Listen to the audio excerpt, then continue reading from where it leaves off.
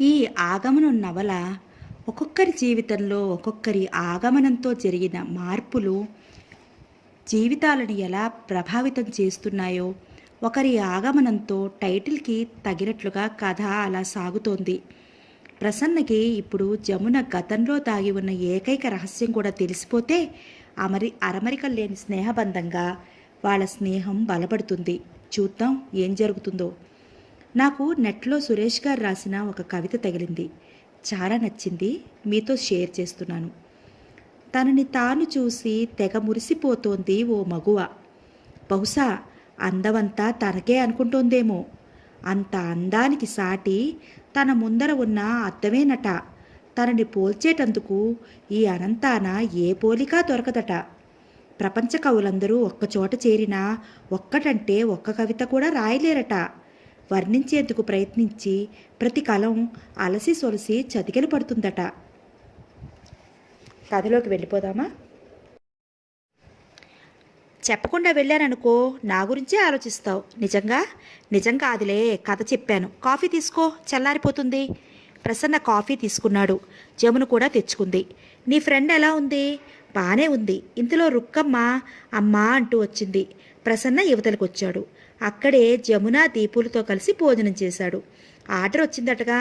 Thanks, Usha చెప్పింది అంది జమున. ఏంటో దాని గురించి నేను ఎంతో అనుకున్నాను. తలిచేది ఒకటి, జరిగేది ఇంకోటి నిరుత్సాహంగా అన్నాడు. ఇప్పుడు ఏమైంది నీకు? నేను ఆ వార్త చెప్పి పంచుకోవాల్సిన ఆనందం ఉషా చెప్పి పంచుకుంది. వచ్చే వరకు ఆగకపోయావా మరి? అలాగే అనుకున్నాను, కానీ టైం లేదు.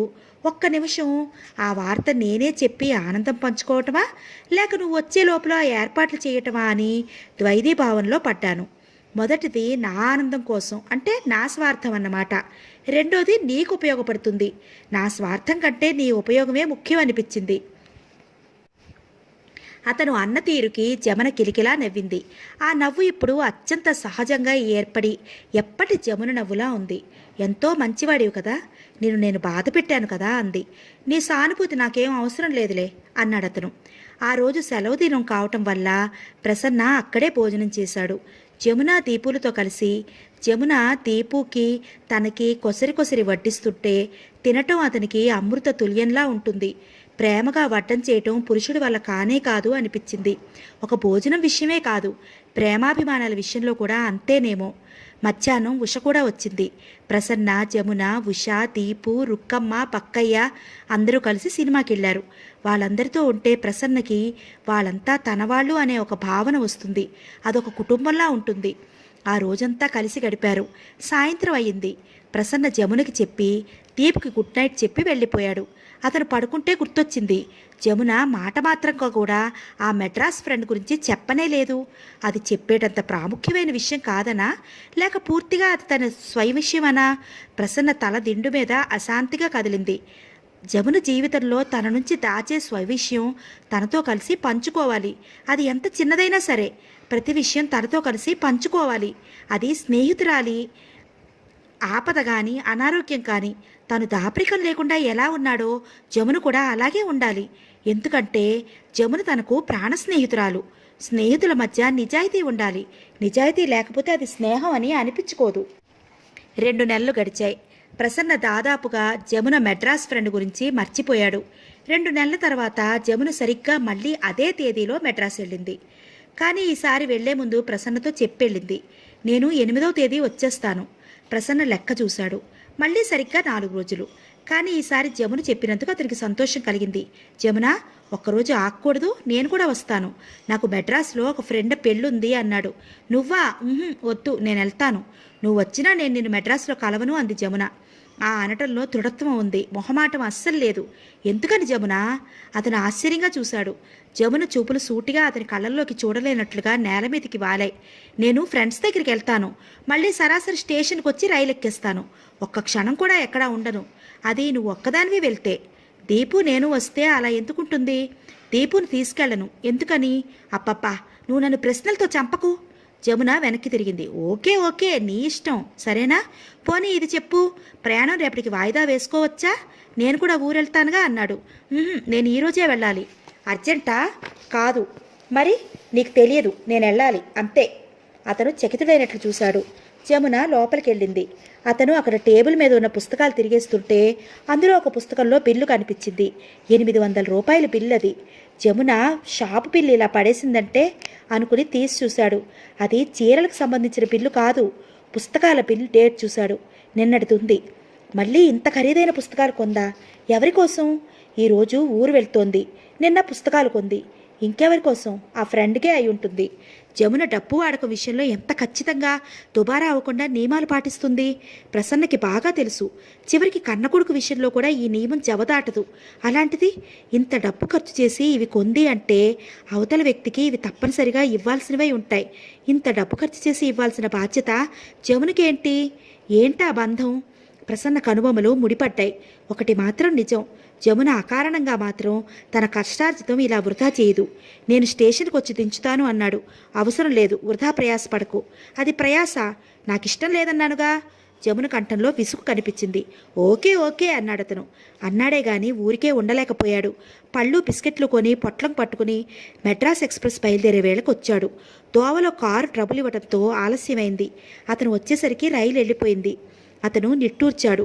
జమునకి ఇష్టం లేని పని దేవుడు కూడా జరగనీయడేమో. జమున అన్నట్లుగానే ఆ తేదీకి వచ్చింది. రాగానే అతనికి ఫోన్ చేసింది. ప్రసన్న వచ్చాడు. మీ ఫ్రెండ్ ఎలా ఉంది? బాగానే ఉంది అంది.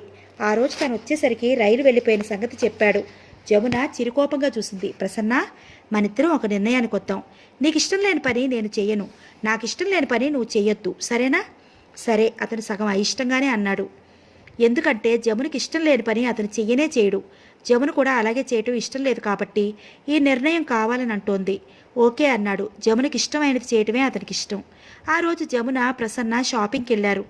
షాపులో జమున కావలసిన వస్తువులు తీసుకుని బిల్లు చెల్లిస్తుండగా, ఆంటీ మీరా, బాగున్నారా? జమున తిరిగి చూసింది. ప్రసన్న ఇటువైపు వీపు పెట్టి నిలబడి ఎవరినో స్త్రీని పలకరిస్తున్నాడు. బాగానే ఉన్నాను, నువ్వెలా ఉన్నావు? బాగున్నానంటీ. అవును, నేను ఇదివరకు చూసిన దానికంటే ఒళ్ళు చేశావు, ముఖం కళగా ఉంది. కృష్ణ ఎలా ఉన్నాడు? అయ్యో, ఏం చెప్పమంటావు ప్రసన్న, మా బాధలు. వాడికి యాక్సిడెంట్ అయింది. ఇంతలో జమున సామాన్ తీసుకుని అక్కడికి వచ్చింది. ప్రసన్న జమున వైపు చూస్తూ, జమున, ఈమె నా ఆంటీ, నా ఫ్రెండ్ కృష్ణ తల్లి. అప్పటికే ఆవిడ జమునను చూసి పెదవులు సాగ్గా నవ్వుతూ, బాగున్నావా అమ్మాయి అంటూ పలకరించింది. జమున తడబాటుగా చూసి తల తిప్పింది. ఆంటీ, జమున నీకు తెలుసా? ఎలా? ప్రసన్న ఆశ్చర్యంగా చూశాడు. నేను ఈ అమ్మాయి రాత్రి పూనా నుంచి బస్సులో కలిసే వచ్చాం. పాపం నా కళ్ళు తిరిగితే మంచినీళ్ళు ఇచ్చి కిటికీ దగ్గరున్న తన సీటు నాకిచ్చి నాకెంత సాయం చేసిందని. చాలా మంచి అమ్మాయి. పూనా నుంచా? అతను ఆశ్చర్యంగా ప్రక్కకు తిరిగాడు. జమున అక్కడ లేదు. అప్పటికే షాప్ బయటికి పరిగెత్తి అక్కడున్న ఆటో ఎక్కేసింది. ప్రసన్న చూస్తుండగానే ఆటో వెళ్ళిపోయింది. అదేంటి అలా వెళ్ళిపోయింది అంది. పావుగంట తర్వాత ప్రసన్న జమున ఇంటికి వచ్చాడు. అతడు వచ్చేసరికి జమున రంగులు అద్దకం చేస్తోంది. ఉష కూడా అక్కడే ఉంది. జమున అతడు పిలిచాడు. జమున తలెత్తింది. వెంటనే 2 చేతులు జోడించి, ప్రసన్న, నీకు నమస్కారం, నన్నేమి ప్రశ్నలు అడగద్దు అంది. ఉష, నువ్వు కొద్దిసేపు ఇక్కడి నుంచి వెళ్ళు అన్నాడు ప్రసన్న. ఉష చేస్తున్న పని ఆపేసి వెంటనే వెళ్ళిపోయింది. ఉష, వెళ్లకు, ఆ పని పూర్తి చేయి అంది జమున. ఆ కంఠం ఆజ్ఞాపిస్తున్నట్లుగా ఉంది. ప్రసన్న గట్టిగా ఊపిరి పీల్చాడు. ఫ్యాంట్ జేబులో చేతులు పెట్టుకుంటూ, అయితే నువ్వు వెళ్ళింది మెడ్రాస్ కాదు, పూనా, అవునా? అవును. నాతో అబద్ధం ఎందుకు చెప్పావు? జమున చివ్వున తలెత్తి చూసింది. అబద్ధం ఎందుకు చెప్పావని పోలీస్ అధికారిలా నన్ను నిలదీయకపోతే ఎందుకు చెప్పిందోనని స్నేహితుడిగా అర్థం చేసుకుని వదిలేయరాదు? చెబితే ఏమవుతుంది? చెప్పటానికి ఇది నా స్వవిషయం కాదు, ఇంకో వ్యక్తికి సంబంధించింది. ఆ వ్యక్తికి ఇష్టం లేని పని నేను చెయ్యను. ఓకే. అతని కంఠం చాలా తగ్గు స్వరంతో పలికింది. అతను గిరుక్కుని వెనక్కి తిరిగి వెళ్ళిపోయాడు. ఆ రాత్రంతా అతను నిద్రపోలేదు. జమున ఎందుకు అబద్ధం ఆడింది? పూనాలో ఎవరున్నారు? ఆ వ్యక్తికి జమునికి సంబంధం ఏమిటి? అతనికి ఆలోచించిన కొద్దీ మనసు కృంగిపోసాగింది. అజ్ఞాతమైన భయం ఏదో అతని సంతోషాన్ని, శాంతిని పీక్కుపోవటానికి చేతులు చాస్తూ వికృతంగా చూస్తూ దగ్గరికి వస్తున్నట్లుగా ఉంది. మళ్ళీ తను ఆడదాని చేతిలో కీలుబొమ్మ అవుతున్నాడా? జమున తన వెనుక నాటకం ఆడుతోందా? జమున తనతో చూపే స్నేహం, అభిమానం అవి నిజం కాదా? వాటిల్లో స్వార్థం ఉందా? తనని ఉపయోగించుకుంటోందా? అతనికి అనుమానం వచ్చేస్తోంది. తను రెండోసారి వెధవ కావటం లేదు కదా? అతనికి తలనొప్పి వస్తోంది. కణతలు అదురుతున్నాయి. ఎదురుగా జమున ఫోటో కనిపిస్తోంది. అతనికి ఆ క్షణంలో దాన్ని తీసుకుని నేలకేసి పగలగొట్టాలనిపిస్తోంది. కానీ తమాయించుకున్నాడు. తను చాలా ఆవేశంగా ప్రవర్తిస్తున్నాడు. త్వరపడి నిర్ణయానికి వస్తున్నాడు. జమున తన్ని మోసం చేస్తోందని అనుకోవటం న్యాయం కాదు. అది రుజువు చేసుకున్నప్పుడు ఇలా నిర్ణయం తీసుకోవాలి. తను తలుచుకుంటే ఆ మాత్రం తెలుసుకోలేడా? చూస్తుండగానే అతి స్వల్ప వ్యవధిలోనే జమున చీరల షాపు అమ్మకాల్లో ప్రగతి సాధించసాగింది. జమునకి దాని యజమానురాలుగా ఒక హోదా వచ్చింది. డబ్బు ధారాళంగా చేతికి రావటంతో దారిద్ర్యపు శృంఖలాలు తెగిపోసాగాయి. జమునతో పాటు రుక్కమ్మ, బక్కయ్య, ఉష వీరందరి ముఖాల్లో కూడా సంతోషం నాట్యం చేస్తోంది. జమున ముందుగా వారి అవసరాలు గమనించిన తర్వాతే తన స్వసుఖం చూసుకుంటుంది. ఇరుగు పొరుగు షాపుల వాళ్ళు పరిచయం అయ్యారు. జమునకి వారితో సంభాషించటం వల్ల షాపు విషయంలో, అమ్మకాల్లో ఎలాంటి విషయాల్లో జాగరూకత వహించాలో తెలుస్తోంది. జమున షాపులో ఇదివరకులా మధ్యతరగతి, దిగువ తరగతి వాళ్ళకి మాత్రమే చీరలు దొరకటం లేదు. డబ్బు పెట్టగలిగిన వాళ్ళకి వాళ్ళ అభిరుచులకు తగినట్లుగా వయసు భేదం లేకుండా చిన్నవాళ్ళకి, పెద్దవాళ్ళకి నాణ్యమైన చీరలు దొరుకుతున్నాయి. షాపు ముందు ఇప్పుడు గూర్ఖా వెలిశాడు. పక్కకి వచ్చే చీరల పెట్టెలు జాగ్రత్తగా దగ్గరుండి ఊడదీయించి వాటిని అరల్లో సర్దించటంతో ఊపిరి ఆడని పనిగా సరిపోతోంది. ఇది వరకు ఉష ఒక్కతే ఉండేది. ఇప్పుడు ఇంకో 2 సేల్స్ బాయ్స్ వచ్చారు. అకౌంటెంట్గా ఒకరిని వేసుకున్నారు. జమునకి అహర్నిశలు భోజనం సరిగ్గా చేసే తీరుబడైనా లేకుండా ఒకటే పని. ప్రసన్న వచ్చినా కూడా ఒక్క క్షణం అంటూ వచ్చిన వారిని వదిలించుకుని రావటం ఒక పెద్ద పని. జమున బట్టల షాపు యజమానుల సంఘానికి సెక్రటరీ అయింది. ప్రసన్న జమున ఫ్రెండ్ గురించి ఆలోచించటం మానేశాడు. జమున ఎవరినీ మోసం చేయదు. తనకి చెప్పవలసినది, ముఖ్యమైనది ఏదైనా ఉంటే దాచదని అతనికి బాగా తెలుసు. అప్పుడప్పుడు అతను దీపుని చూసి ఆలోచనలో పడేవాడు. దీపు అసలు జమునకి స్వంత కొడుకేనా, లేక స్నేహితురాలు కొడుకేనా? ఆ స్నేహితురాలు పెంచలేకపోతే ఆ బాధ్యత తను తీసుకోలేదు కదా. ఏమో, జమున అంత పని చేసినా చేస్తుంది. స్నేహానికి ప్రాణమిచ్చే మనిషి. ప్రసన్న ఆ సంగతి అక్కడికి వదిలేశాడు. వదిలేయటం వల్లనే అతను చాలా హాయిగా ఉండగలుగుతున్నాడు. అరమెరుకలు లేకుండా జమునతో వ్యవహరించగలుగుతున్నాడు. జమున జీవితంలో అతను అంతర్వాహినిలా కలిసిపోయాడు. జమున చేసే ప్రతి పని వెనుక అతను ఇచ్చే మనోస్థైర్యం ఉంటుంది. చూసేవారికి వీరి సంబంధం ఏమిటో అర్థం కావటం లేదు. రకరకాలుగా అనుకోసాగారు. జమున పుట్టినరోజు వచ్చింది. ప్రసన్న ఖరీదైన బెనారస్ చీర తెచ్చిచ్చాడు. ఇదెందుకు అంది. చీరెందుకు, కట్టుకోవటానికి అన్నాడు అతను నవ్వుతూ. అతను ఇంతవరకు జమునకి ఎలాంటి బహుమతులు ఇవ్వలేదు. జమున ఇది స్వీకరిస్తుందా లేక తిరస్కరిస్తుందా అని అతనికి లోపల భయంగా ఉంది. జమున చీర బాగుంది అంది. ఆ ముఖంలో సంతోషమే కనిపిస్తోంది. పుట్టినరోజు నాడు చీర కట్టుకుంది. జమున కట్టుకుంటే చీర చాలా బాగుంది. నీ కాళ్ళకు దండం పెట్టనా వంగపోతూ అంది. చిచి, అదేం పని అతను లేవదీస్తూ అన్నాడు. జమున కళ్ళల్లో గిర్రున నీళ్లు తిరిగాయి. ప్రసన్న, నువ్వు వచ్చిన తర్వాత నా జీవితమే మారిపోయింది. సమస్యలు ఆవిర్లా తేలిపోయాయి. నీకు తెలియదు. జమున డక్కుత్తికతో కంఠం పూడిపోగా మాట పూర్తి చేయలేకపోయింది. ప్రసన్నకు కూడా నోటి నుంచి మాట రావటం లేదు. ఆ క్షణంలో జమునని దగ్గరికి తీసుకుని గాఢంగా గుండెలకి హత్తుకోవాలనే కోరికని నిగ్రహంతో అణుచుకున్నాడు. అతడి దవడ ఎముక బిగుసుకుంది. జమునను దగ్గరికి తీసుకుని, పిచ్చమ్మాయి, నా జీవితంలో నీ ఆగమనంతో వచ్చిన మార్పు, నేను పొందిన శాంతి, ఆనందం సాటిలేనివి. నేను నీకిచ్చిన దానికంటే నీ నుంచి నేను పొందినదే ఎక్కువ అని చెప్పాలనిపించింది. ఇంతలో ఉష పూలదండ తెచ్చి, పెట్టుకో అక్కా అంది. జమున అటు తిరిగింది. ఉష పూలదండ తనే జమున తలలో పెట్టింది. రుక్కమ్మ తన జీతం డబ్బులతో ప్రత్యేకంగా చేసిన స్వీట్ తెచ్చి జమున నోటికి అందించింది. మిగతా అందరికీ పెట్టింది. పక్కయ్య ఈ రోజు కోసం ప్రత్యేకంగా అలిన వైర్ బ్యాగ్ తెచ్చిపెట్టాడు. మమ్మీ, నేనేమివ్వను అన్నాడు దీపు నిస్సహాయంగా. జమున కొడుకుని అమాంతంగా ఎత్తుకుని పుక్క అందించింది. దీపు ముద్దు ఇస్తూ, హ్యాపీ బర్త్డే మమ్మీ అన్నాడు. అందరూ ఒకరంటే ఒకరికి ఎనలేని అభిమానం. జమున పంచి ఇచ్చే ఆత్మీయత పూలను దగ్గరగా చేర్చే దారంలా వారిని బంధిస్తోంది. ఎడాపెడా పడిపోకుండా ఒక రక్షణ ఇస్తోంది.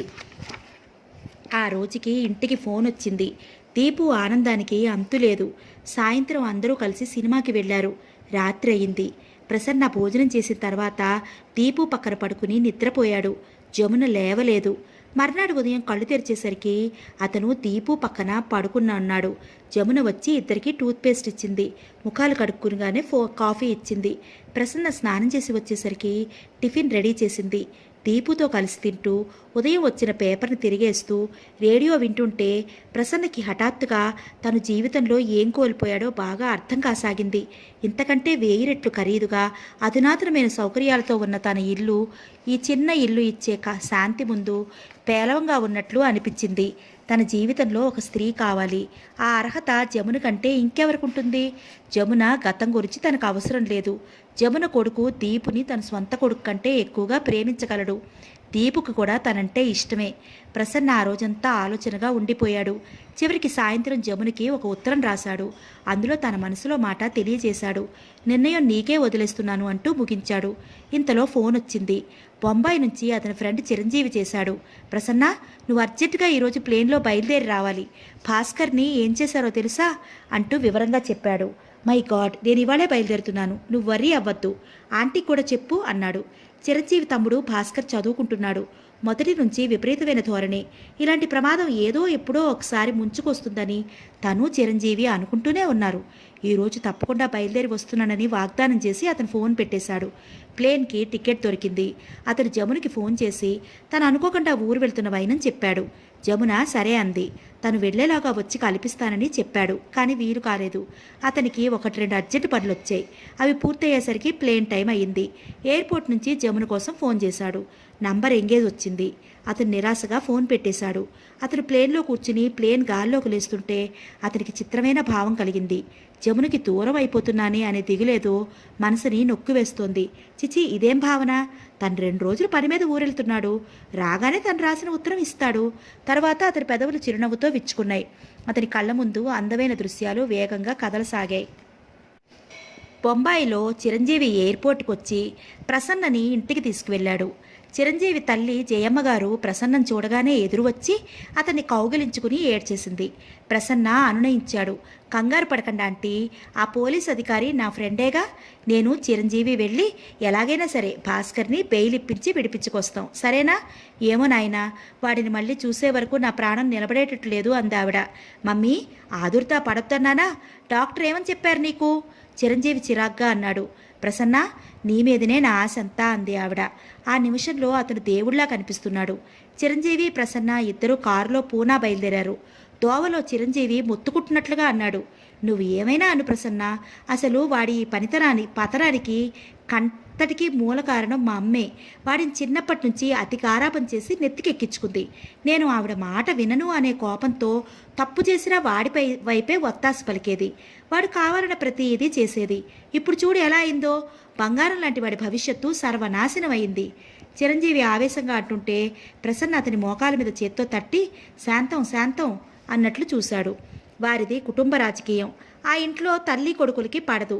ప్రసన్నకి చిన్నప్పటి నుంచి వారికి నచ్చచెప్పి సామరస్యం కుదర్చడం, రాజీపరచడం అలవాటే. ఆ పోలీస్ ఆఫీసర్ నీకు తెలుసు కాబట్టి కాస్త ఆశగా ఉంది. లేకపోతే ఏమయ్యేదో చెప్పు. వాడు నాతో మాట్లాడటం మానేసి 1 ఏడాది అయ్యింది.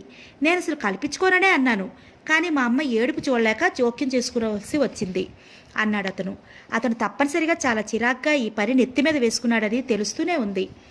చిరంజీవి తమ్ముడు భాస్కర్ రాడికల్ గ్రూప్కి చెందిన విద్యార్థి. వాళ్ళు మొన్న పూనా వెళ్లారట. అక్కడ ఓ గుజరాతీ వ్యాపారి కుటుంబాన్ని హత్య చేశారు. అందులో ఇతనికి ప్రమేయం ఉందని అంటూ భాస్కర్ని అరెస్ట్ చేసి జైల్లో ఉంచారు. ఆ పోలీస్ అధికారి ప్రసన్న ఫ్రెండేనని తెలిసింది. అందుకే వెంటనే ప్రసన్నని ఫోన్ చేసి పిలిపించారు. చిరంజీవి ఆ పోలీస్ అధికారిని కలిశారు. అతను భాస్కర్ని చూసేటందుకు అనుమతి ఇవ్వమని జైలు సూపరింటెండెంట్కి ఉత్తరం రాసిచ్చాడు. చిరంజీవి తను రానని, తనను చూస్తే భాస్కర్ మొండిగా ప్రవర్తిస్తాడని ప్రసన్నని ఒక్కడనే వెళ్ళమని కోరాడు. ప్రసన్న ఒక్కడే భాస్కర్ని కలుసుకోవడానికి వెళ్ళాడు. అతను భాస్కర్తో మాట్లాడాడు. నా కోసం ఎవరూ ఏం సాయం చేయవలసిన అవసరం లేదు. నా జీవితం నాది. నా ఇష్టం వచ్చినట్టు నడుచుకుంటాను అన్నాడు. వాళ్ళ అమ్మ గురించి చెప్పినా అతని మనసు మారలేదు. తనకి బెయిల్ అవసరం లేదని తిరస్కరించాడు. తను బెయిల్ తీసుకుని మళ్ళీ వస్తానని, ఇంటికి వెళ్ళిన తర్వాత వివరంగా మాట్లాడుకుందామని అన్నాడు ప్రసన్న. భాస్కర్ మొదట మొండిగా తిరస్కారంగా విధించినట్లుగా మాట్లాడినా తర్వాత ఒప్పుకున్నాడు. ప్రసన్న అక్కడి నుంచి యువతలకు వచ్చాడు. గోడకి ఇటువైపున ఎవరో యువతి ఇంకో ఖైదీని కలుసుకోవడానికి వచ్చింది. అతను విసురుగా ఆవేశంగా అంటున్నాడు. నీకు నా మీద అస్సలు ప్రేమే లేదు. నేను చచ్చిపోయినా నీకేం అనిపించదు. చావాలని నాకు కూడా ఉంది. నా ప్రాణం పోవటం లేదు. నేనేం చేయను? అలా అనకు, దయ్యుంచి అలా అనకు. ఆ కంఠం వినగానే ప్రసన్న ఉలిక్కిపడ్డాడు. ఆ కంఠస్వరం అచ్చు జమున గొంతులా ఉంది. అతను ఆసక్తిగా తిరిగి చూశాడు. అటువైపు తిరిగి ఉన్న ఆ యువతిని చూడగానే అతని కళ్ళు చురుగ్గా అయ్యాయి. ఆ అమ్మాయి వెనక నుంచి జమునలాగే ఉంది.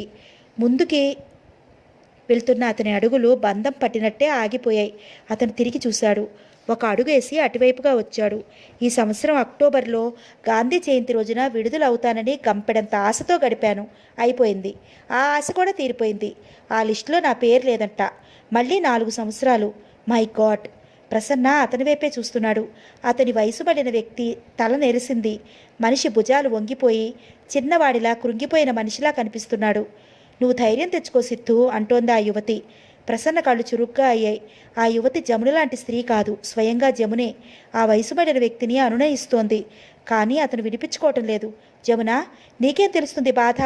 రోజులు క్షణాలు లెక్క పెట్టుకుంటూ ఈ పంజరం నుంచి విముక్తి ఎప్పుడా అని ఎదురు చూడటంతోనే నా జీవితం అయిపోయింది. నాకు తెలుసు, ఈ దురదృష్టం నుంచి నాకు విముక్తి లేదు. నేను ఇందులోనే మగ్గిపోవాలి, ఇందులోనే చచ్చిపోతాను. అతను తలెత్తి ఆవేశంగా చూస్తూ గుప్పెట్లు బిగబట్టి, జమున, ఇక నుంచి నువ్వు నన్ను చూడటానికి రావద్దు. నువ్వు వస్తుంటే నాకు బ్రతుకు మీద ఆశ పుడుతోంది. ఈ ఆశ తెగని పాసంలా నన్ను చావనియటం లేదు. జమున, నువ్వే నన్ను చావనియటం లేదు. వెళ్ళిపో, వెళ్ళిపో, నన్ను ఇందులోకి ఇలాగే చావని. You woman, get out! అతను అరిచాడు.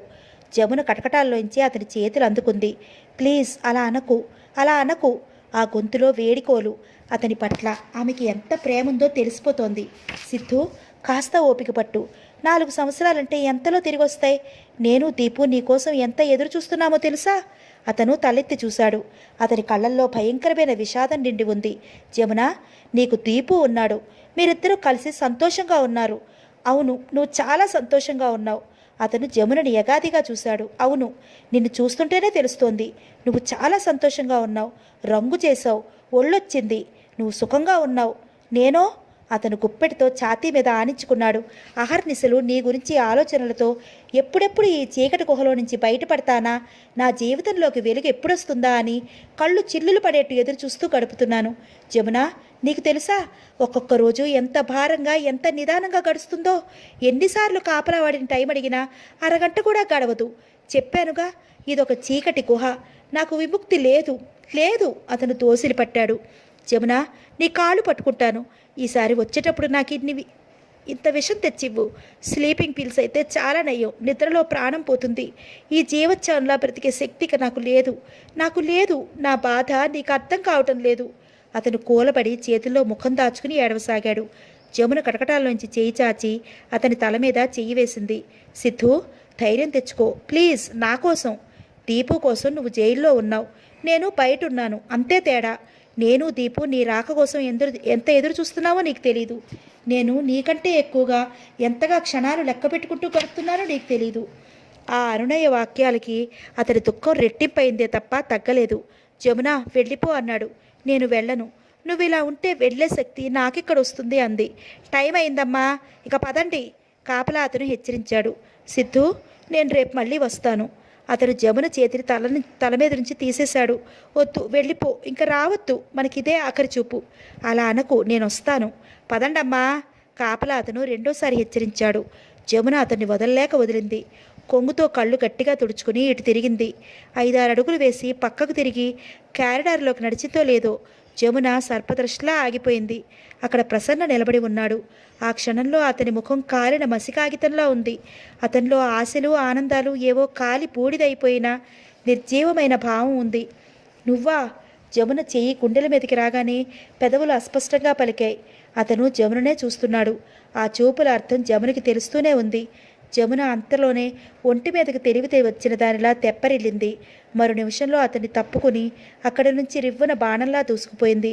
ప్రసన్న వెంటే పరిగెత్తుకొచ్చాడు. జమున జైలు గేటు దాటి పరిగెత్తింది. ప్రసన్న వెంటే పరిగెత్తుతూ జమునా, జమునా అని కేకపెట్టి పిలుస్తున్నాడు. జమున ఆగలేదు. వేటగాడిని చూసిన లేడిలా పరిగెత్తుతూనే ఉంది. గాలి రివ్వున లేస్తోంది.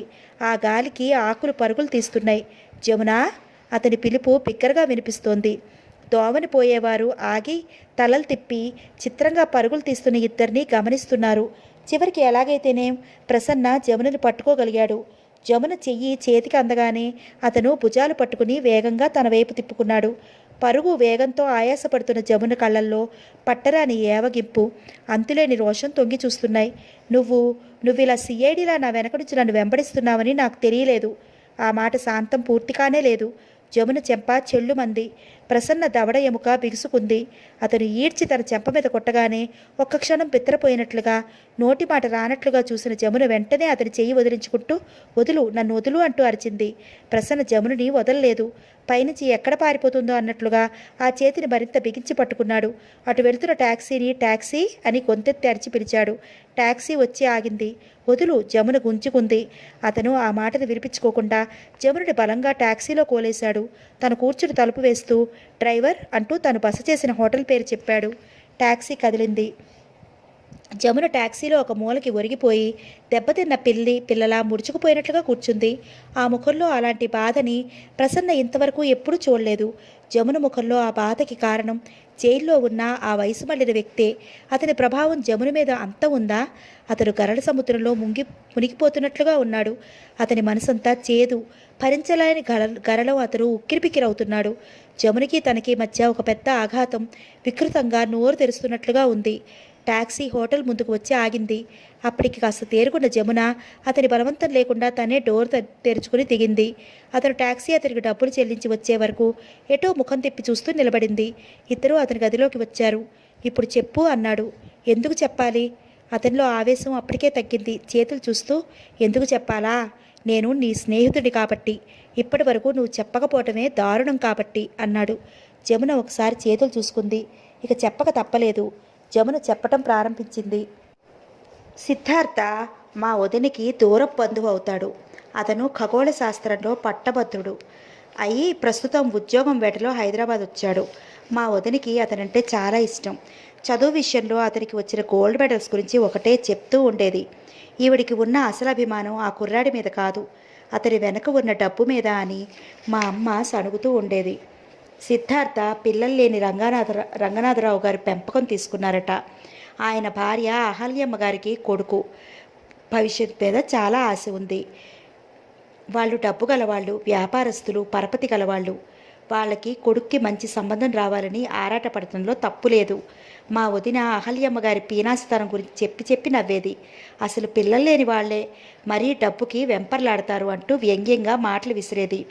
వదిన సిద్ధార్థని గురించి ఎందుకు అంతగా మాట్లాడుతుందో మా అన్నయ్యకి బాగా తెలుసు. వదిన చెల్లెలు గీతని అతనికిచ్చి చెయ్యాలని మా వదినికి ఆవిడ తల్లికి సంకల్పం. సిద్ధార్థ హైదరాబాద్ రావడం సరాసరి మా ఇంటికే వచ్చాడు. ఉదయం రైలు దిగి పెట్టి పుచ్చుకుని వచ్చి తలుపు తట్టిన అతనికి బ్రష్తో పళ్ళు తోముకుంటూ నేనే వచ్చి తలుపు తీశాను. ఆగంతకుడి ఆగమనంతో పళ్ళు బ్రష్ చేసుకుంటున్న నేను లోపలికి పారిపోయాను. వదిన చాలా హడావుడి చేసింది. అతని చూడగానే అన్నయ్యని లేపి తీసుకొచ్చింది. టెలిగ్రామ్ ఇస్తే మేము స్టేషన్కి వచ్చేవాళ్ళం కదా అంటూ నొచ్చుకుంది. వంట ఇంట్లోకి వచ్చి తనే స్వయంగా కాఫీ కలిపి తీసుకెళ్ళి ఇచ్చింది. వదిన అతని తల్లిదండ్రుల గురించి క్షేమ సమాచారాలు అడుగుతూ ఏవేవో ఒకటే ప్రశ్నలు వేస్తుంటే అతను ముక్తసరిగా అడిగిన దానికి మాత్రం సమాధానం చెప్తున్నాడు.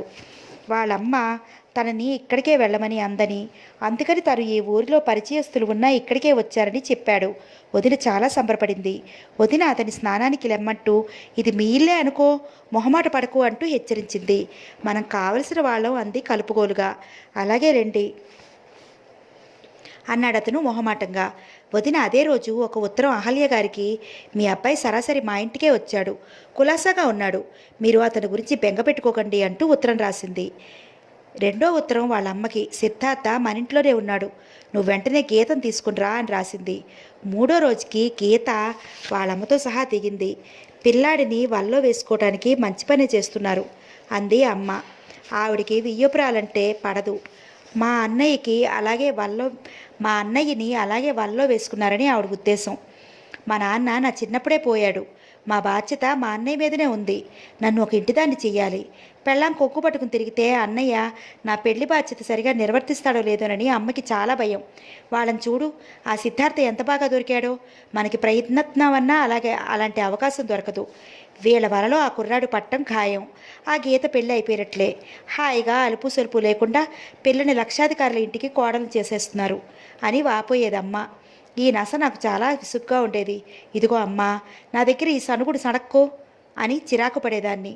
వదిన వాళ్ళ తల్లి చెప్పాల్సిన జాగరూకతలు చెప్పి వెళ్ళిపోయింది. వదిన ఇక మొదలుపెట్టింది. వాళ్ళిద్దరికీ కలిసి భోజనాలు పెట్టేది, నేను రాబోతే ఏదో సాకు వద్దనేది, వాళ్ళని ఒంటరిగా సినిమాలకి పంపేది, నేను వస్తానని బయలుదేరేదాన్ని. నన్ను పంపించకుండా ఆపటానికి వదిన తలప్రాణం తోక్కొచ్చేసేది. వదినని ఏడిపించడం నాకు సరదాగా ఉండేది. వదిన అన్నయ్యకి చెప్పి నన్ను కేకలు వేయించేది. అన్నయ్య ఒకరోజు నాకు వార్నింగ్ ఇచ్చేశాడు. చూడు జమి, వాళ్ళిద్దరూ కాబోయే భార్యాభర్తలు, నువ్వు వాళ్ళ మధ్య పానకంలో పుడకలా అస్సలు వెళ్లకు అన్నాడు. అలాగా అన్నయ్య, నాకు తెలీదు అన్నాను అమాయకంగా ముఖం పెట్టి. ఈ సంభాషణ సిద్ధార్థ విన్నాడని నాకు తెలీదు.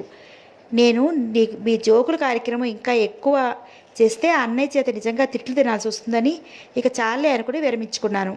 సిద్ధార్థ ఇటు వస్తుంటే నేను అటు తప్పుకుని వెళ్ళిపోయేదాన్ని. మా వదినికి సంతోషం కలిగింది. ఆ రోజు నేను వరండాలో కూర్చుని పుస్తకం చదువుకుంటుంటే సిద్ధార్థ అక్కడికి వచ్చాడు. మీరొక్క నిమిషం నాతో మాట్లాడటానికి అలా పార్కుకు వస్తారా అన్నాడు. నేను తలెత్తి చూశాను. అతను తడబడుతున్నాడు. చాలా బిడియంగా చెప్పాడు ఆ మాటలు. ఇక్కడే చెప్పండి అన్నాను. ఇక్కడ చెప్పడం కుదరదు, ఎవరో ఒకరు వస్తూ ఉంటారు. నాకు ఎలాగో ఉంటుంది, పార్క్ అయితే బాగుంటుంది. నేను గుండెల మీద చేయి పట్టుకున్నాను. భయం నటిస్తూ కళ్ళు పెద్దవి చేస్తూ, అమ్మో పార్కుకే, మా వదిన మీతో కలిసి వెళ్ళానని తెలిస్తే నన్ను చంపేస్తుంది అన్నాను. అతని ముఖం కందిపోయింది. కోపం అణుచుకుని చిరాగ్గా చూస్తూ, నేను మీ వదిన ప్రాపర్టీనేం కాదుగా, మధ్యలో ఆవిడ అధికారం ఏంటి? మీతో మాట్లాడాలని అనిపిస్తే మాట్లాడతాను అన్నాడు. నేను లోపలికి భయంగా చూశాను. మా వదిన వింటే నిజంగా చంపేస్తుంది. పార్కుకు వస్తారా రారా? అమ్మా, ఇతనితో నెమ్మదే కాదు మొండితనం బాగానే ఉందే అనుకున్నాను. మీరు పదండి, నేను తర్వాత వస్తాను అన్నాను. అతను ఎక్కడ ఉంటాడో చెప్పి వెళ్ళిపోయాడు. నేను తర్వాత వెళ్ళాను. అతను పార్కులో ఉన్నాడు. నిదానంగా కూర్చుని కులాసాగా నా కోసం ఎదురు చూడటం లేదు. చేతులు వెనక్కి పెట్టుకుని అశాంతిగా చిరాగ్గా తనకు నచ్చని విషయం ఏదో జరిగిపోయినట్లుగా అటు ఇటు పచారులు చేస్తున్నాడు. చేతులు వెనక్కి పెట్టుకుని అశాంతిగా చిరాకుగా తనకి నచ్చని విషయం ఏదో జరిగిపోయినట్లుగా అటు ఇటు పచారులు చేస్తున్నాడు. నేను వెళ్ళాను. అతను నన్ను చూడగానే నా వైపు తిరిగి మనసులో కోపం అంతా కక్కేస్తున్నట్లుగా, ఇది చాలా అన్యాయం కదా, మీ అన్న వదిన చాలా మర్యాదస్తులు అనుకున్నాను, ఇలాంటి వాళ్ళని అస్సలు అనుకోలేదు అన్నాడు. ఇప్పుడు ఏమైంది అన్నాను. ఎంతైనా మా అన్న వదిన, వాళ్ళని అతను తిరస్కారంగా మాట్లాడటం నాకు నచ్చలేదు. ఏమైందా? నా భవిష్యత్తు గురించి వారు నిర్ణయాలు చేసేస్తున్నారు. నేను ఒక్కసారి కూడా మీ గీతని పెళ్లి చేసుకుంటానని అనలేదు. ఆ అమ్మాయితో అసలు చనువుగా కూడా లేను.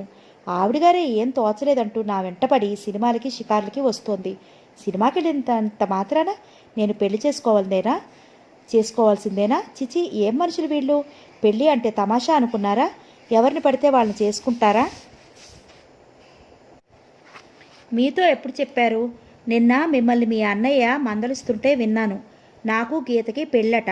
వినగానే నాకు మతిపోయింది. నేను అతని మాటలు వింటూ అతని ఆవేశం నిశ్శబ్దంగా గమనిస్తున్నాను. అతను అన్నాడు, నేను ఇప్పుడు ఇక్కడికి మిమ్మల్ని ఎందుకు పిలిచానో తెలుసా? ఇంకా చెప్పలేదుగా మీరు. నేను ఆ గీతను చేసుకోనని మీరు చెప్పండి. నేనా? అవును, కాస్త సాయం చేసి పెట్టండి ప్లీజ్. నా అనుమానం మీ వదిన ఇప్పటికే మా అమ్మకు ఉత్తరం రాసేసి ఉంటుంది. మీ అమ్మగారు అంత తేలిగ్గా ఒప్పుకుంటారా? మా అమ్మ ఎంతో తెలివిగలది, కానీ ఏం లాభం, పొగడ్తలకి ఇట్టే ఉప్పిపోతుంది. ఆ చాతుర్యం మీ వదిన దగ్గర, వాళ్ళ అమ్మ దగ్గర చాలా ఉందని నాకు ఈ మధ్యనే తెలిసింది. మీకు ఇష్టం లేకపోతే మీరే చెప్పండి. మధ్యలో నా మధ్యవర్తత్వం ఎందుకు? మీ అన్నయ్యకి బాధ కలగకుండా ఉండటానికి. మా అన్నయ్యకి బాధ కలిగితే మీకేమైంది? మీకెందుకు ఆ మొహమాటం? జమున, అది నాకు చాలా ముఖ్యం. అతను ఎటో చూస్తూ అన్నాడు.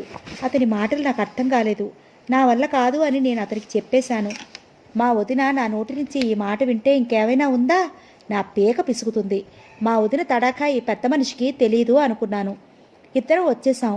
ఈ సంభాషణ జరిగినట్లు మా ఇంట్లో ఎవ్వరికీ తెలీదు. 2 రోజుల తర్వాత అతను కుట్టుకుంటూ కూర్చుని నా దగ్గరికి వచ్చి, జమున గారు, నాకు చిన్న సాయం చేసి పెడతారా అన్నాడు. ఏంటి? తలెత్తి చూశాను. నాకు ఇక్కడికి దగ్గరలో ఎక్కడైనా ఒక గది ఉంటే అద్దెకి చూపించండి. అదేంటి? అబ్బా, బిగ్గరగా అరవకండి. నేను వేరే ఇంటికి వెళ్ళిపోతాను. అప్పుడు గీతం చేసుకోనని తేలిగ్గా చెప్పేయచ్చు. ఎంతైనా మీ ఇంట్లో ఉండి మీరు పెట్టే భోజనం తింటూ మీకు ఇష్టం లేని మాట చెప్పలేను కదా. అతని బాధ నాకు అర్థమైంది. అసలు మా వదిన అంత శ్రద్ధగా అతనికి భోజనం పెట్టడంలో కారణం కూడా అదే. గది చూసి పెట్టారంటే మీకు చాలా రుణపడి ఉంటాను. నాకు తెలియదు బాబు, మా వదిన నన్ను చంపేస్తుంది అన్నాను. చిన్నప్పుడే మా నాన్న పోయి నేను అన్న వదిన దగ్గర ఉండటంతో నాకు మా అమ్మ కంటే మా వదినకి ఎక్కడ కోపం వస్తుందోనని భయపడటం బాగా అలవాటైపోయింది. మర్నాడు సిద్ధార్థ వస్తూనే నాకు గది దొరికింది అంటూ ఆనందంగా చెప్పాడు. ఎక్కడా? ఈ పక్క వీధిలోనే, నేను అక్కడికి వెళ్ళాలన్నా మీ ఇంటి ముందు నుంచి వెళ్లాల్సిందే అన్నాడు. నాకు కూడా అతనికి అంత దగ్గరలో దొరికినందుకు సంతోషం వేసింది. స్వతహాగా అతను మంచివాడు, మితభాషి. నేను చాలామంది మగపిల్లల్ని గమనించాను. వాడు ఆడపిల్లలతో మాట్లాడుతుంటే దొంగచూపులు చూస్తారు. ఇతను అలా కాదు. అతని ప్రవర్తనలోనే కాదు, అతని చూపులు మాటలు అంతా సరళత్వం, మంచితనం గుబాళింపే. అతను గత్తీసుకుని వేరే వెళ్తాను అనేసరికి వదిన తెల్లబోయింది. తర్వాత గీతతో ఏకాంతం కోసం అనుకుంది. అతను గదిలోకి మారిపోయాడు. గీతని దూరంగా పెట్టసాగాడు. గీత వెళ్తే చదువుకోవాలని చెప్పేవాడు. సినిమాకి రమ్మంటే వచ్చేవాడు కాదు. వదిన పంపిన భోజనం పలహారం తిప్పి పంపేసేవాడు. గీతకి విసుగు పట్టి ఆ మొద్దు నాకు ఇష్టం లేదు అంటూ వాళ్ళ ఊరు వెళ్ళిపోయింది. ఆ రోజు నేను గదిలో తలదూకుంటుంటే గది బయట వీధిలో సైకిల్ శబ్దం గంట మోగింది. అది చాలాసేపు మోగింది. నేను ఏంటో అని వెళ్ళి చూడలేదు. ఎందుకంటే మా వీధిలో రౌడీ కుర్రాళ్ళు చాలామంది ఉన్నారు. వాళ్ళు వేసే కోతి వేషాలు అనేకం. ఆ సాయంత్రం నేను వాకిట్లో చామంతి మొక్కలకు నీళ్లు పోస్తుంటే సిద్ధార్థ సైకిల్ మీద వెళుతూ ఆగి నన్ను పలకరించాడు. ఉదయం మీరింట్లో లేరా? ఉన్నానే. ఎంతసేపు సైకిల్ బెల్లు మోగించినా మీరు బయటికి రాలేదు. ఆ బెల్లు మోగించింది మీరా? ఎవరో రౌడీ వెధవా అనుకున్నాను సుమా. ఆ మాట వినగానే అతను కోపగించుకోలేదు. పైనుంచి ముఖం ఎత్తి ఫక్కుని నవ్వాడు. నయమే, నా నెత్తి మీద ఏ వేడి నీళ్ళో పొయ్యలేదు, అదృష్టవంతుణ్ణి అన్నాడు. నేను చాలా నొచ్చుకున్నాను. అసలు సైకిల్ బెల్ ఎందుకు మోగించటం? సరాసరి ఇంట్లోకే రావచ్చుగా అన్నాను. టైం లేదు, ఒక కంపెనీలో ఉద్యోగానికి ఇంటర్వ్యూకి వెళ్తున్నాను. నాకెందుకో మిమ్మల్ని చూసి వెళ్తే ఉద్యోగం తప్పకుండా వస్తుందేమోనని ఆశ కలిగింది. నేను ఆశ్చర్యంగా చూస్తూ అన్నాను, అసలు మీ ధోరణే నాకు అర్థం కావటం లేదు. మీ నాన్న అంత డబ్బున్నోడు, మీరు ఈ సైకిల్ మీద ప్రయాణం ఏమిటి? ఈ ఉద్యోగానికి ప్రయత్నాలేంటి? అతని సైకిల్ బెల్లు ట్రింగ్ ట్రింగ్ అనిపిస్తూ క్షణంసేపు దానివైపే చూశాడు. తర్వాత తలెత్తుతూ నేనుగా బ్రతకాలని ప్రయత్నిస్తున్నాను అన్నాడు. అంటే మాది అసలు బాగాలేని కుటుంబమే. నాకు 10 సంవత్సరాలప్పుడు వీళ్ళు తెచ్చి నన్ను పెంచుకున్నారు. వాళ్ళ ఇంట్లో 15 సంవత్సరాలు గడిపినా నేను ఆ సుఖాలకి వాళ్ళ మాటలకి అలవాటు పడలేకపోయాను. నా మనసు ఎడంగా ఉంటూనే వచ్చింది. చదువు కూడా నా ఇష్ట ప్రకారమే చదువుకున్నాను అంటూనే అతను తలెత్తి ఆకాశం వైపు చూశాడు. ఒక క్షణం అతని పరిసరాలు, అతని ఎదురుగా ఉన్న నన్ను పూర్తిగా మర్చిపోయినట్లు ఏదో ఆలోచిస్తూ ఉండిపోయాడు. నేను కూడా తలెత్తి ఆకాశంలోకి చూశాను. అక్కడ నీలాకాశంలో తెల్లమప్పులు తేలిపోతున్నాయి. వాటిని అతడు ఎంతో ఇష్టంగా చూస్తున్నాడు. చూస్తూనే అన్నాడు, నాకెందుకో గాని చిన్నప్పటి నుంచి ఈ ఆకాశం, నక్షత్రాలు అంటే చాలా ఇష్టం. చిన్నప్పటి నుంచి ఈ ఆకాశం ఎంత దూరం ఉంది, ఆకాశం వెనక ఏముంది, పగటిపూట నక్షత్రాలు ఎందుకు కనిపించవు అని వీటిని గురించే ఆలోచించేవాడిని. నేను ఖగోళ శాస్త్రంలో స్పెషలైజ్ చేయటం మా పెంపుడు తండ్రికి అమ్మకి అసలు ఇష్టం లేదు. వాళ్ళకి నన్ను మెడిసిన్ చదివించాలని, నా చేత పెద్ద నర్సింగ్ హోమ్ పెట్టించి డబ్బు గడిపించాలని. నేను చదవను అని చెప్పినప్పుడే అమ్మ నాన్న ఎందుకు పెంచుకున్నామా అని బాధపడ్డారు. అతను చెప్తూనే ఉన్నాడు.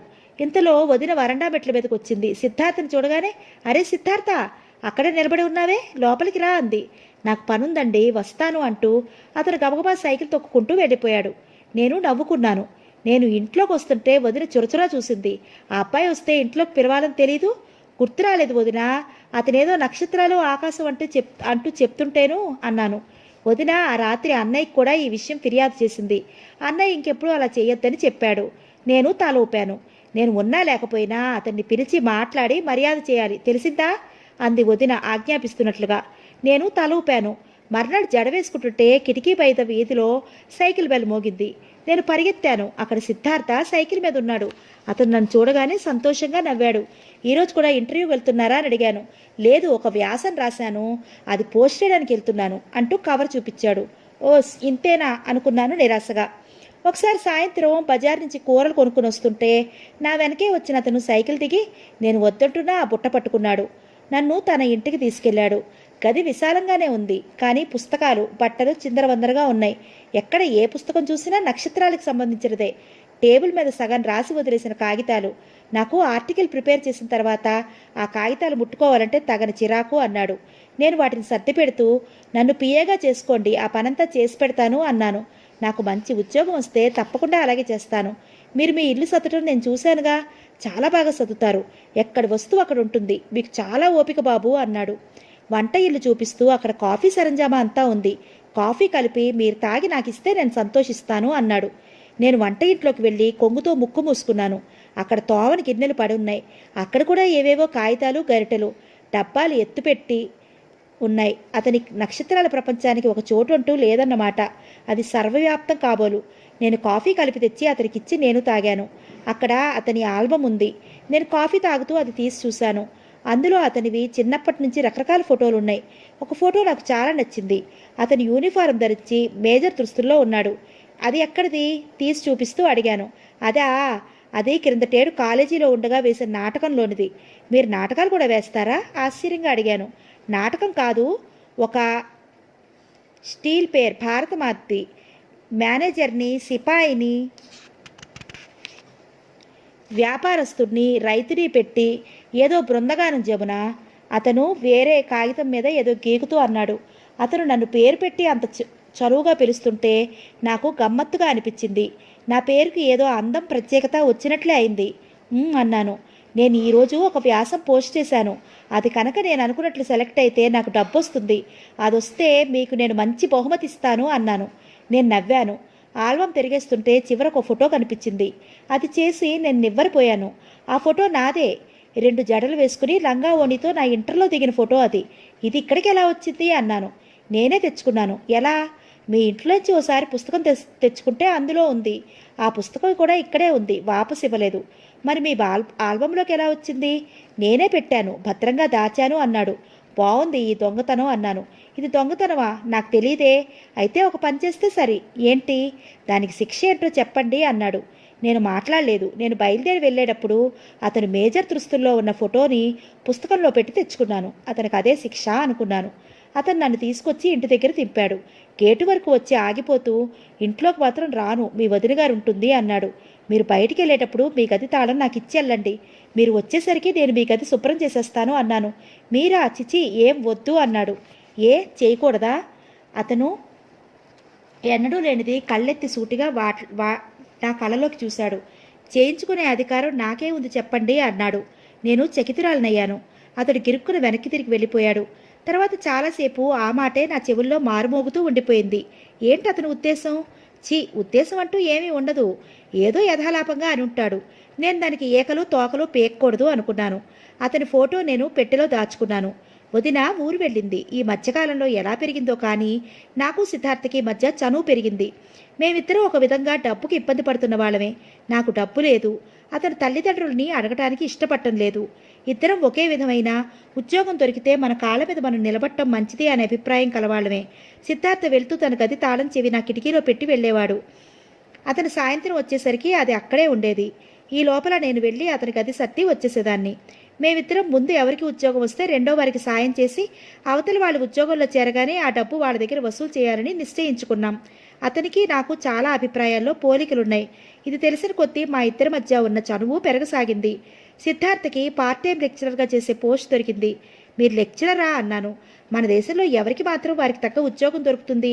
చదువు రాని వాళ్ళ రాజకీయ నాయకులు, చదువు వచ్చిన వాళ్ళు అనామకులు, సైంటిస్టులుగా ఉండాల్సిన వాళ్ళు క్లర్కులుగా ఉండాల్సిన వాళ్ళు ఆఫీసర్లు. ఇలా అవకతవక వ్యవహారం జరుగుతూనే ఉంటుంది. కాబట్టి మనం కూడా 10 మందితో గోవిందా. ఏదీ లేకుండా ఉండే కంటే ఇది ఉండటం చాలా నయం కదా. ఇంటద్దెకి తిండికి ఇంకొకరిని చేయి చాచనవసరం లేదు అన్నాడు. అతనికి ఉద్యోగం దొరికినందుకు మేమంతా సంతోషించాం. వాళ్ళ అమ్మ వచ్చి ఇంటికి రమ్మనమని గొడవ చేసింది. ఆ గది చూసి, అయ్యో సిక్కు ఇందులో నన్ను ఉండేది అంది. ఆ పళ్ళాలు గిన్నెలు విసురు కొట్టింది. అతనికి ఇదేం శని అంది. అతను రానని ఖచ్చితంగా చెప్పేశాడు. అతనికి ఖగోళ శాస్త్రంలో ఇంకా అధ్యయనం చేయాలని, ఏవో వ్యాసాలు రాయాలని ఉందట. ఆ పనికి అతనికి ఏకాంతం కావాలి. అది అతన్ని పెంచిన తండ్రి ఇంట్లో మృగ్యం. అతని వ్యాపార రీత్యా ఎప్పుడూ మనుషులు రాకపోకలు, విందులు, వినోదాలు. ఆవిడ చాలా గొడవ చేసి వెళ్ళింది. చివరికి నా వైపు విషపు చూపులు చూస్తూ కొడుకుని, నువ్విక్కడి నుంచి ఎందుకు రానంటున్నావో నాకు బాగానే తెలుస్తోందిలే, నిన్ను వదులుతానని అనుకోకు అంది. ఆవిడ వెళ్ళిపోయిన తర్వాత అతను నన్ను క్షమాపణ కోరాడు. జమున, ఇప్పుడైనా నీకు తెలిసిందా ఆవిడ నోరు ఎలాంటిదో? ఆవిడ పెంచే కుక్కల్లాగానే మనుషులు కూడా ఆవిడ కనసొన్నల్లో మెలగాలని అనుకుంటుంది. అనవసరంగా అందరినీ ఆడిపోసుకుంటుంది అన్నాడు. అతను తల్లి నన్ను అవమానపరిచిందని అతను బాధపడుతున్నాడు. ఎందుకో కానీ విచిత్రంగా ఆవిడ మాటలు నాకు బాధ అనిపించలేదు. ఆవిడ అన్నదే నిజమైతే నా మనసు సంతోషంతో మయూరంలా పింఛను విప్పబోతుంటే నేనే బుద్ధిలేందానా, అత్యాసకు పోకు అంటూ మందలించాను. సిద్ధార్థ మొదటి జీతం వచ్చిన రోజున ఆ రోజు ఉదయం ఆఫీస్కి వెళ్తూ ఈరోజు సాయంత్రం నేను మీ ఇంటికి వస్తాను, నువ్వు మాత్రం ఆ సమయానికి మీ ఇంట్లో ఉండకూడదు అన్నాడు. ఇదే న్యాయం, ఇంకా మంచి చీర కట్టుకుని రెడీగా ఉండు, ఎటైనా తీసుకెళ్తానంటావేమోనని అనుకున్నాను అన్నాడు చిరుకోపంగా. నువ్వు మాట్లాడొద్దు, నేను చెప్పినట్లు చేయి అన్నాడు అతను. సరే అన్నాను కిరుకుగా. నాకు ఒళ్ళు మండింది. ఆ రోజు అతను ఆఫీస్కి వెళ్తూ సైకిల్ గంట మోగిస్తే ఒళ్ళు మండుకుందన నేను కావాలనే కిటికీ దగ్గరికి వెళ్ళలేదు. కొద్దిసేపు అయిన తర్వాత నా మనసు ఉండబట్టలేదు. నేను కిటికీ దగ్గరికి వెళ్ళేసరికి అతను నవ్వుతూ అక్కడ లేడు. వీధి చివరికి వెళ్ళిపోతూ కనిపించాడు. ఏం మనిషి, ఎందుకు రాలేదు అని నన్ను దబాయించకూడదా అనుకున్నాను. సాయంత్రం నేను ఇంట్లో ఉండకుండా నా ఫ్రెండ్ మాధవి దగ్గరికి వెళ్ళాను. మాధవితో మాట్లాడుతూ కూర్చున్నానన్న మాటే కానీ నా ధ్యాసంతా గడియారం ముళ్ళ మీద మా ఇంట్లోనే ఉంది. సిద్ధార్థ ఈ పాటికి వచ్చి ఉంటాడు, నా కోసం ఏదో తెచ్చి ఉంటాడు. ఏం తెచ్చి ఉంటాడు? బహుశా చీర అయి ఉంటుంది, లేక పుస్తకాలా ఏమో. అయినా స్వయంగా అది నా చేతికిస్తే ఏమవుతుందంట? పిచ్చి మనిషి కాకపోతే. నాకు తెలుసు అమ్మ ఏమన్నా అనుకుంటుందని మొహమాటం. నేను ఆ రోజు కావాలనే రాత్రి 9 గంటలకి తాపీగా ఇంటికి వచ్చాను. నాకు చాలా ఆశాభంగం అయింది. సిద్ధార్థ నాకు కనిపించలేదు, వెళ్ళిపోయినట్టున్నాడు. అమ్మ నాకు ఎదురొచ్చింది. ఆవిడ ముఖం కళకళలాడిపోతోంది. ఎంతసేపు ఎక్కడున్నావే అంది. మాధవి దగ్గర. సాయంత్రం సిద్ధార్థ వచ్చాడు తెలుసా? ఆవిడ ఉత్సాహంగా ఏదో చెప్పబోయింది. నేను విసుగ్గా నాకు ఆకలేస్తోంది, అన్నం పెట్టు అన్నాను. ముందు ఇది విను. నేను విన్నాం, నాకు ఆకలేస్తోంది అన్నాను. ఇవాళ నీకేమైంది అంత కోపంగా ఉన్నావు? సణుక్కుంటూ వెళ్ళి అన్నం పెట్టింది. నేను భోజనం చేస్తుంటే సిద్ధార్థ అంటూ మళ్ళీ మొదలెట్టింది. నేను చేయి చాచి వారిస్తూ అమ్మా నాకు వినాలని లేదు అన్నాను. అతను నేరుగా నా చేతికి ఇవ్వలేని బహుమతి నేను స్వీకరిస్తానా? అది కాదే, నాకు ఇష్టం లేదన్నానా? ఈరోజు నీకో ఏదో అయ్యింది, దెయ్యం పట్టింది సరేనా అంటూ వెళ్ళి మంచం మీద పడుకుని దుప్పటి ముసుగు తన్నాను. జమున ఆవిడ పిలిచింది. అబ్బా ఈవిడ నన్ను ఇక వదలదు అనుకున్నాను. ఏంటి ముసుగులోంచి అడిగాను. సిద్ధార్థ వచ్చాడు తెలుసా? రాని నాకు నిద్ర వస్తోంది. అది కాదే జమున, అతను ఏమన్నాడో తెలుసా? ఏమిటి? నాకేంటి అమ్మా, నాకు నిద్ర వస్తోంది, ఒక్క మాట వినవే. అతను ఏమన్నాడో తెలుసా? మీకు అభ్యంతరం లేకపోతే మీ అమ్మాయిని నేను పెళ్లి చేసుకుంటానండి అన్నాడు. ఏంటి? నేను ముసుగు లాగేసి ఒక్కసారిగా లేచి కూర్చున్నాను. అవునే జమున, నన్ను అన్నయ్యని అడిగాడు. అన్నయ్య గీతను గురించి అడిగాడు. గీత తనకి ఇష్టం లేదని అన్నాడు. జమునం చేసుకుంటా అన్నాడు. నిజంగానే అమ్మా, నాకు ఇది కలో నిజమో అర్థం కావటం లేదు. నేను అలాగే చూస్తున్నాను. నా నరంలోనూ విద్యుత్తు ప్రవహించినట్లుగా ఉంది. ఇది కళా నిజమా నాకు కూడా అర్థం కావటం లేదు. అతనంటే నాకు ఇష్టం ఉండవచ్చు, కానీ అతనికి నేనంటే ఇష్టం ఎలా కలిగింది? ఈ అద్భుతం ఎలా జరిగిందప్పా? నేను మర్నాడు సిద్ధార్థతో బాగా పోట్లాడాను. పెళ్లి చేసుకోవటం నీ ఇష్టమేనా? నన్ను అడగనవసరం లేదా? మా అమ్మ ఊ అంటే చాలా. నా డబాయింపుకి అతను కంగారు పడిపోయాడు. అతని ముఖాన చిరుచెమటలు పోసాయి. జమున, నువ్వు అలా అంటావని అనుకోలేదు. ఎలా అంటారని అనుకున్నావు? నువ్వంటే నాకు ఇష్టమనే సంగతి నీకు తెలుసు అనుకున్నాను. నేనంటే నీకు ఇష్టమని నమ్మాను. అదే అదే నేను అడిగేది, ఏంటి ఆ భరోసా అని నేను నిలదీశాను. జమున, భరోసా ఏంటంటావా? అతను తగ్గు స్వరంతో అన్నాడు. నువ్వంటే నాకు ఇష్టం కాబట్టే నీ ఫోటో నేను దాచుకున్నాను. నేనంటే నీకు ఇష్టం కాబట్టి నువ్వు నా ఫోటో తీసుకెళ్ళావు. నేను ఉలిక్కిపడ్డాను. అయితే నేను అతని ఫోటో తీసుకెళ్ళిన సంగతి గమనించాడన్నమాట. అతను చెప్తున్నాడు, అన్నిటికంటే ముఖ్యం, నువ్వు వచ్చి నా కోసం ఈ ఇల్లంతా ఎందుకు శుభ్రం చేస్తున్నావు చెప్పు? నీ తత్వం నాకు తెలీదా? నువ్వు ఎంతో ఇష్టపడితే తప్ప ఇలా అరమరికలు లేకుండా ఉండవు. నేను నీకు తాళం చెవి ఇవ్వటంలో కూడా ఈ ఇల్లు ఇంటితో పాటు నీకు అర్పించుకుందామన్న ఉద్దేశంతోనే నిన్ను పరాయిగా అనుకుంటే నా ఈ పని చెయ్యనివ్వను జమున. అతని గొంతు చాలా బాధగా ఉంది. అతను ఎంత బాగా చెప్పాడు. నేను అతని దగ్గరికి వచ్చి అతని ముందు నిలబడ్డాను. నేను ఊరికే అన్నాను, నిన్ను ఏడిపించాలని సరదా వేసింది. అతను తలెత్తి చూశాడు. నిజంగానా? నిజంగానే. అమ్మ రాత్రి చెప్పగానే నా చెవులను నమ్మలేకపోయాను. ఇప్పటికిప్పుడు పరిగెత్తుకు రావాలనిపించింది. అసలు నా మనసులో మాట నీకెలా తెలిసిందా అని ఆశ్చర్యపోతున్నాను. జమునా, అతని ముఖం మామూలుగా అయింది. నా భుజాల మీద చేతులు ఆనిస్తూ, అబ్బా నన్ను హడలకొట్టావు కదా. క్షణంలో నా తల గిర్రం తిరిగిపోయింది. నేను ఇంత పొరపాటు చేసిన తర్వాత చావటం ఒకటే ఇంక మార్గం అనుకున్నాను అన్నాడు. నేను అతని గుండెల్లో ముఖం దాచుకున్నాను. నాకు చాలా సంతోషంగా ఉంది. జమున, నీ నోటి నుంచి ఆ మాట వింటుంటే నాకెంత ఆనందంగా ఉందో తెలుసా? నిన్ను నేనేమని పిలవను? సిద్ధార్థ అననా? "ఉహుం, సిద్ధు అని పిలువు, మా అమ్మ ఒక్కతే అలా పిలిచేది" అన్నాడు. ఆ సాయంత్రం నేను సిద్ధార్థ మా ఇంటికి వచ్చాం. అతను తనకి కానీ కట్నం అవసరం లేదని, పెళ్లి తతంగం కూడా ఆడంబరంగా తనకి గిట్టదని అన్నాడు. నన్ను రిజిస్టర్ మ్యారేజ్ చేసుకుంటానని చెప్పాడు. వదిన ఊరి నుంచి వచ్చింది. ఈ వార్త వినగానే నిలువున నీరు కారిపోయింది. అమ్మని నన్ను వినరాని తిట్లు తిట్టింది. "మీరు కావాలని ఇలా చేశారు. మీ అమ్మాయిని వలగా విసిరారు. మీ మోజులో పడి ఆ కుర్రాడు నా చెల్లెలి వైపు కన్నెత్తి చూడలేదు" అంది. నా వైపు చూస్తూ, "నువ్వు తన్ని చేసుకుని ఏం సుఖపడతావో నేను చూస్తానుగా. మా ఉసురు నీకు కొట్టకపోదు, నీ సంసారం నాశనం కాకపోదు" అంది. "చీ పాపిస్తానా, శుభమా అని అది పెళ్లి చేసుకుంటుంటే ఏంటా తిట్లు? నువ్వు కూడా సంసారం చేస్తున్న దానివేగా" అంది మా అమ్మ. వదిన గోలగోలన ఏడుస్తూ బిగ్గరగా కేకలు పెడుతూ, "ఇదిగో ఏవండో విన్నారా? మీ అమ్మగారి మాటలు, ముంగిలా గదిలో కూర్చుని రారేంటండి" అంటూ అరిచింది. వదిన చేసిన రాద్ధాంతం అంతా ఇంత కాదు. నేను పెళ్లి చేసుకుంటుంటే ఈవిడ శాపనార్థాలు ఏంటి అనిపించింది. సిద్ధార్థ ఆవిడ మాటలు లక్ష్య పెట్టవద్దని అన్నాడు. సిద్ధార్థ తల్లిదండ్రులు వచ్చారు. పెద్ద గొడవ జరిగింది. అతను జమునునే చేసుకుంటానని ఒకటే మాట మీద ఉన్నాడు. తండ్రి చివరికి "ఏం చేస్తాం, వీడిని పెంచుకోవటం మా కర్మ, మనమే ఏదో కానిచ్చేద్దాం, లేకపోతే నలుగురిలో నవ్వులు పాలవుతాం" అన్నాడు. సిద్ధార్థతో నాకు పెళ్ళయ్యేంతవరకు నాకు నమ్మకం లేనే లేదు. ఆఖరి క్షణంలోనైనా ఇది తప్పిపోతుందేమోనని నా భయం. నేను ఆ నిరాశకి నా మనసు సిద్ధం చేసుకునే ఉన్నాను. తిండి తిప్పలేవు. ఎలా అయ్యావో తెలుసా? పెళ్ళి అంటే అందరికీ ఒళ్ళు చేసి కళొస్తారు. నువ్వు వ్యతిరేకంగా అయ్యావు అంది అమ్మ. ఎలాగైతేనేం మా రిజిస్టర్ మ్యారేజ్ అయ్యింది. నా పెళ్ళికి అన్నయ్య వదిన రాలేదు. అందరూ తలో రకంగా అన్నారు. మా మామగారు హోటల్లో రిసెప్షన్ ఇచ్చి తన కొడుక్కి పెళ్ళయింది అనిపించి తన మాట తక్కించుకున్నాడు. మా అత్తగారు పార్టీకి వచ్చిన అందరితో నేను తన కొడుక్కి ఎలా వలవేశానో బాహాటంగానే చెప్పసాగింది. అందరి సానుభూతి ఆవిడికి దక్కింది. రిసెప్షన్కి వచ్చిన వాళ్ళు నా అదృష్టాన్ని కొనియాడారు. సిద్ధార్థ ఏరి కోరి కానీ కట్నం లేకుండా నన్ను చేసుకోవటం కేవలం నా పూర్వజన్మ సుకృతం అన్నారు. సిద్ధార్థ స్నేహితులందరూ కలిసి మా మొదటి రాత్రి ఒక హోటల్ రూమ్లో ఏర్పాటు చేశారు. వారందరూ వెళ్ళిపోగానే సిద్ధార్థ నా దగ్గరికి వచ్చాడు. నా భుజాల చుట్టూ చెయ్యేసి నన్ను ఆ రూమ్లోకి తీసుకెళ్లాడు. అప్పటికి పొద్దుపోయింది.